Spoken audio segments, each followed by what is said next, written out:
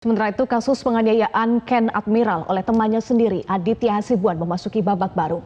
Penyidik Polda Sumatera Utara memeriksa seorang gadis berinisial SH yang diduga menjadi penyebab terjadinya perselisihan antara Aditya Hasibuan dan Ken Admiral.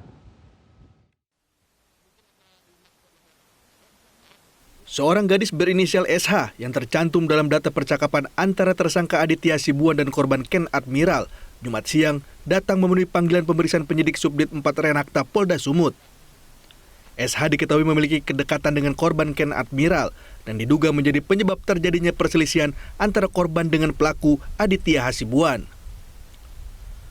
Tim kuasa hukum saksi korban, Irwansyah Putra Nasution, menyampaikan SH hadir untuk memenuhi panggilan terkait awal mula penganiayaan itu terjadi.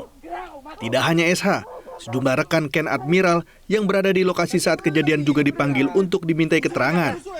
Menurut Irwansyah, dari pengakuan rekan korban Ken Admiral, saat kejadian mereka mengalami tindakan penodongan senjata api laras panjang.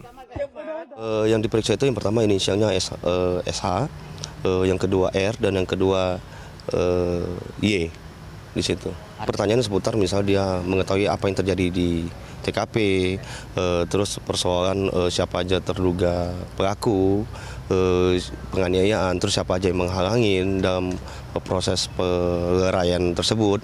Terus kan informasi dari korban dan juga saksi kan juga ada orang yang membawa senjata, dan di situ itu juga harus diperiksa. Jadi itu dijelaskan pada penyidik.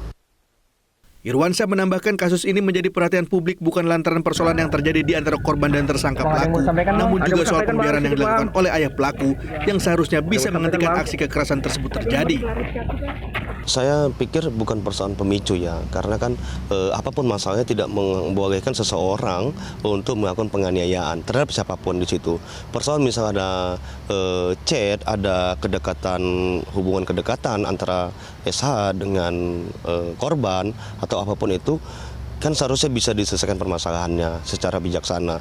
Nah, kasus ini kan viral kan karena videonya beredar, tapi orang tua Adit bukannya malah memisah atau melerai, malah menyuruh, ya kan, menghalang-halangin dan memberikan arahan kepada anaknya Adit, bagian sini yang dipukul, bagian sini yang dipukul, gunakan judonya, gunakan seperti ini. Sebagai seorang tua yang bijaksana, seharusnya dia melarang dan menyelesaikan masalah itu secara baik dan bijaksana. Polda Sumatera Utara kini telah menahan Aditya Hasibuan sebagai tersangka pelaku penganiayaan dengan ancaman hukuman maksimal 5 tahun penjara. Polda Sumut juga telah mencopot ayah Aditya Hasibuan, AKBP Akhirudin, dari jabatannya selaku KBO Narkoba Polda Sumut. Tim Liputan, Media Group Network.